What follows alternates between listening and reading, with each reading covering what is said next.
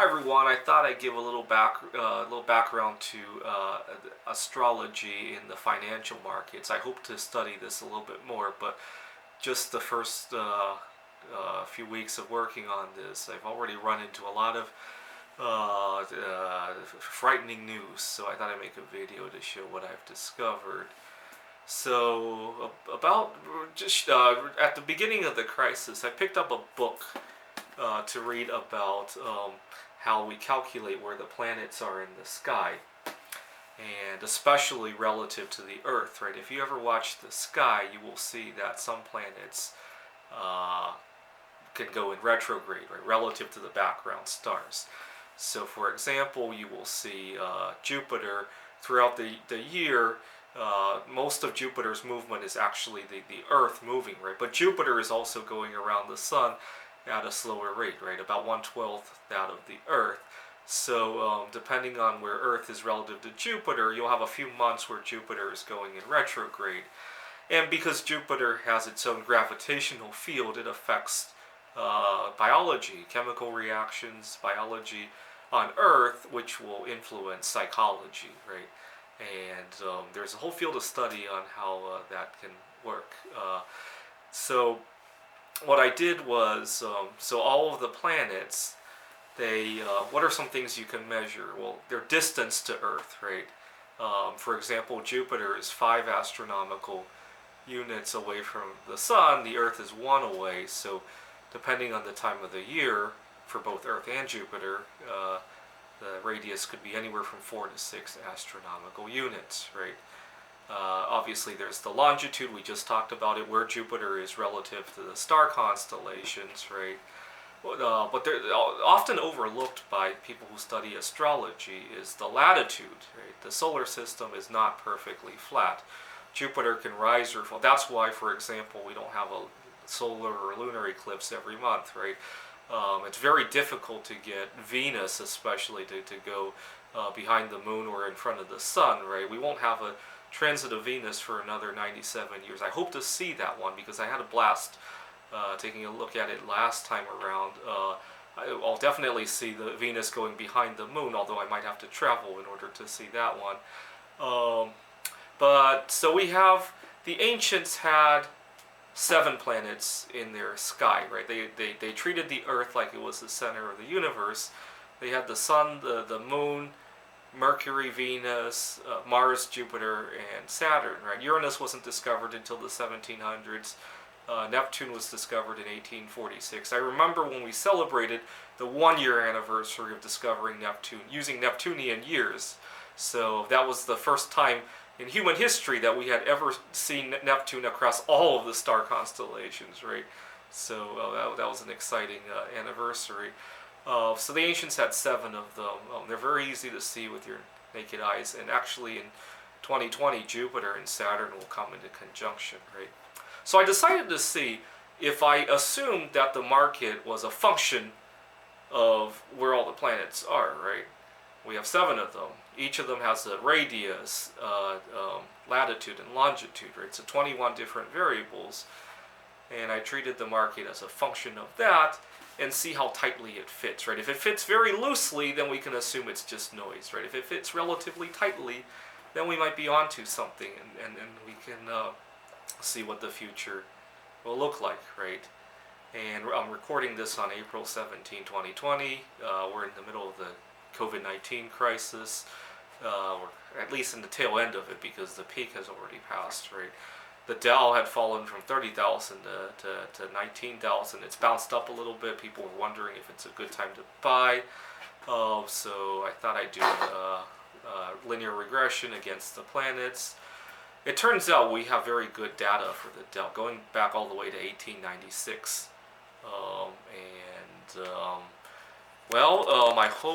I hope you have somewhere to sit down, because this is not the most exciting news in the world, but there it is.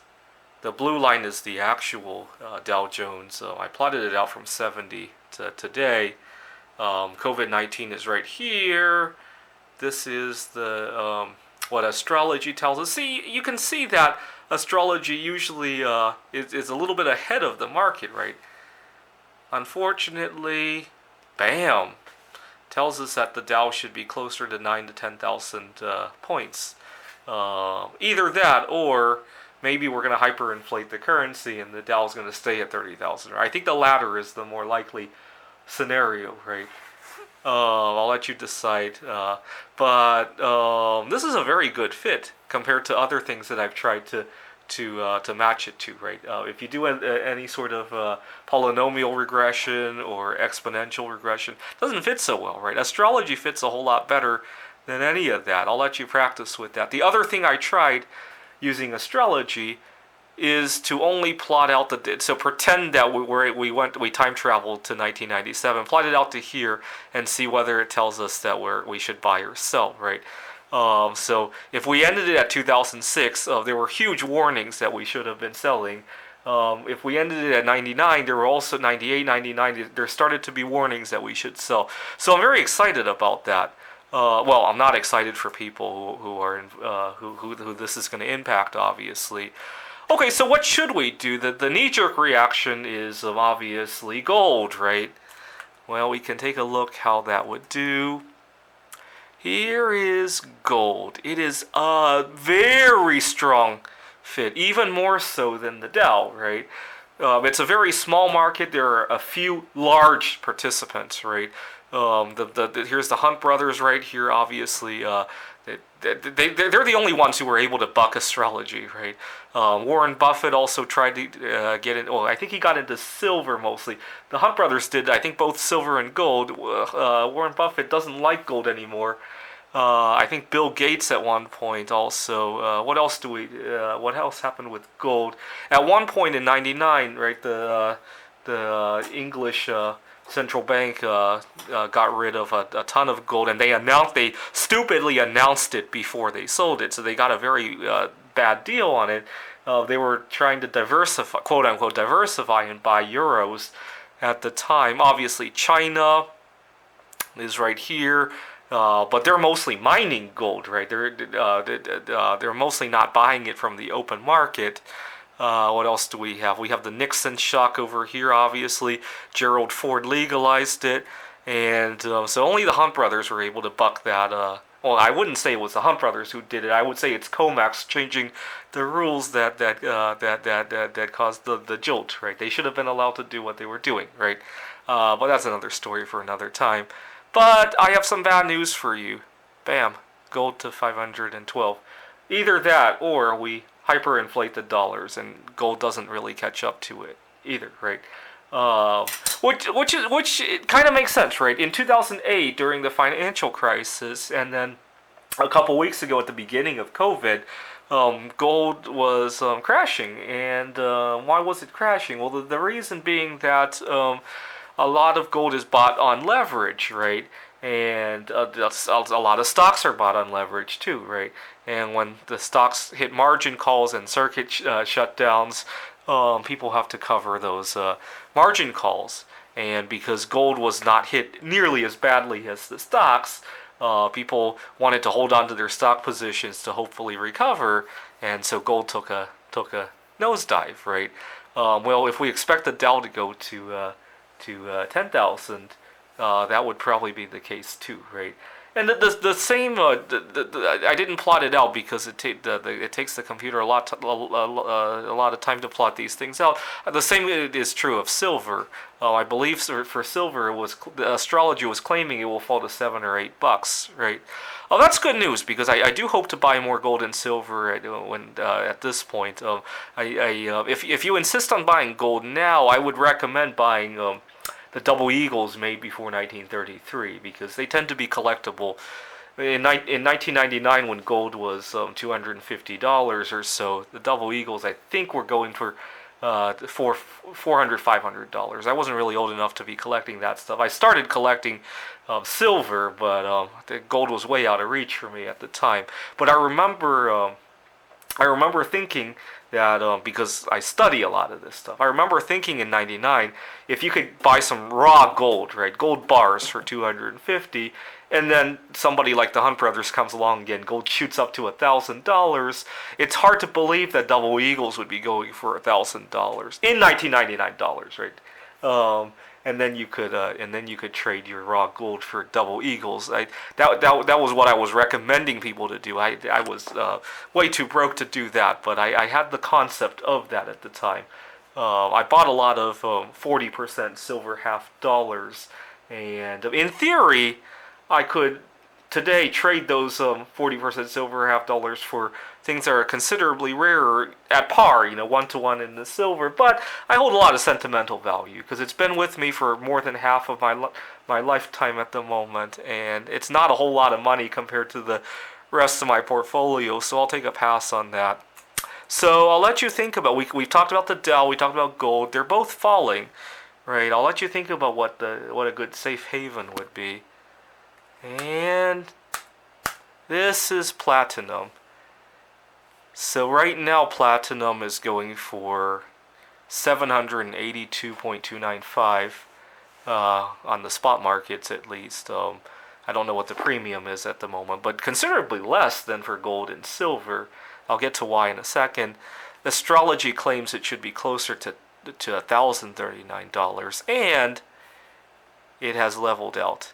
So I hope to. I gotta get rid of some of my gold and trade it for platinum instead. I hope to hold on to platinum until we get down to that where gold was $900, and then trade platinum for gold, right? So the platinum to gold ratio should be closing down to something like it should flip around, right? Right now it's 2 gold for 1 platinum. No, it's two platinum for 1 gold. It should be 2 gold for 1 platinum, right? According to astrology, which historically makes sense. Platinum is not levered nearly as much as gold, silver, or the stock market, right? Most of the platinum is owned physically, right? And most of the owners are actually in other countries around the world, right? Go to India or China. There's a lot of platinum jewelry over there, right? I remember years ago, my mom didn't know what it was, but she was saying China has a cheaper white gold that's only like $200 or $300 an ounce. It was actually palladium. Oh, she didn't know what that was. But now it's flipped around. Right? Palladium has gone into a bubble. I need to get rid of my palladium. I don't have a whole lot of palladium, but it has flipped around, right? And if you do I'll let you do the palladium astrology on your own. Long story short, I hope to wait for another opportunity like 2008 for palladium, given what astrology is telling me. Anyways, I hope you enjoyed that. I'd like to talk about how I got involved in astrology because it's a funny cautionary tale. 4 years ago, I had been dumped by a girl. She accused me of seeing other girls. I was busy writing computer games because in 2016 there was a contest in checkers. And it was held in Leiden near Amsterdam, and I was really busy with that. But she accused me of seeing another girl, and I stormed out of her home. And I ended up in a small town called Vantage, just outside of Ellensburg, that has really dark skies. And I looked at Jupiter, Saturn, the Milky Way, and I just forgot all about her. It made me realize that life can be fun alone too, and I can learn a whole lot of stuff. See, I never thought about looking at Jupiter or Saturn or studying about where the planets are when I was with her. I've since gone to see, the solar eclipse in Salem, 2017. Where else have I especially like going near the equator because obviously the planets are directly overhead. It's easier to see. So last year I was in Macau, and I got to see all most of the lunar phases while I was there, including the moon coming into conjunction with Venus and Jupiter at the time. Sometimes I like to travel far north or south in order to, or I haven't been to the southern hemisphere, far north, to see the planets closer to the horizon, right? Gdansk Bay is a good vantage point for that, and sometimes you can catch the northern lights there too, right? So right now, so again, we're in 2020 now, and we have the quarantine, right? So toward the end of early 2020, I thought I had the perfect relationship until we quarantined, and I discovered how fun single life could be, and how much of a fun challenge it could be too, right? I hope we use this. The people who are in borderline relationships or contemplating relationships use this time to evaluate how they like their time alone, right? I really enjoyed it. It's like 4 years ago again, right? That's what brought astrology back to mind. Thanks for watching.